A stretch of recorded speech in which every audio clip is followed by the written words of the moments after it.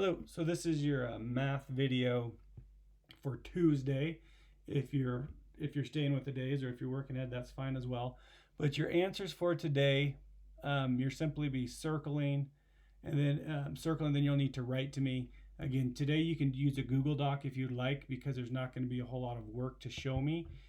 But you'll be writing down greater than, less than, or equal to, until you get to the story problems, which are 13, 14, 15, and 16, like a little more explanation on what you're doing there. But what I want you to think about, and you guys know how to do this, so I'm hoping this lesson will be fairly friendly to you. And if it's not at first, it will be by the end. The page numbers for this lesson should be in your math book. You'll be looking at pages 751 through 754. And so I'm going to start off with something kind of goofy. And so bear with me, but I'm going to write on here simply 2 times 1. And yes, here you are, close to being in 6th grade, and we're looking at 2 times 1. But I'm pretty sure, pretty confident, we all know that 2 times 1 is 2. So we have that. And what is going to happen today is you're going to have equations with fractions. And so I'm going to try to give you an example here on the board, such as 2. I think I'm going to go to the right here. I'm going to stick with the 2, and I'm going to go 2 times 3/8.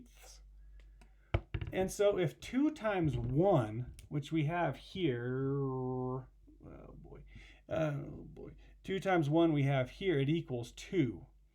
And so now we're timesing 2 by a number that is, good grief, that is smaller than 1.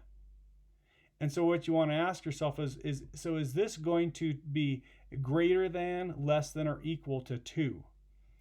So anything times 1, we get the exact same thing. So if we're timesing it by something smaller than 1, what do you think our product will be? Will it be greater than, less than, or equal to?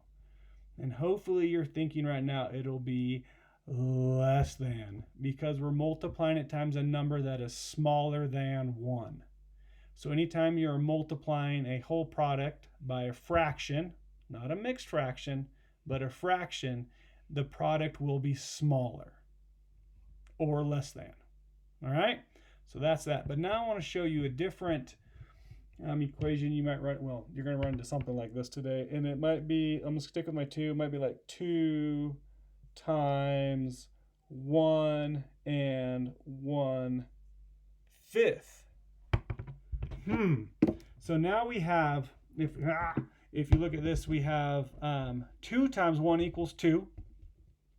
And again, today you're not going to have to solve these. It'll say you don't need to do the multiplication. You just need to write. You should be able to find these out mentally, and you need to write greater than, less than, or equal to. So if 2 times 1 equals 2, is 2 times 3/8, a number that's smaller than 1, it will give you less than. But now we have 2 times 1 and 1/5. And so what you want to be asking yourself is 1 and 1/5 greater or less than 1? And hopefully you're realizing that 1 and 1/5 is greater than 1. And so our product of 2 times 1 and 1/5, we need to know, because the only answer you're going to have to give me is it greater than, less than, or equal to?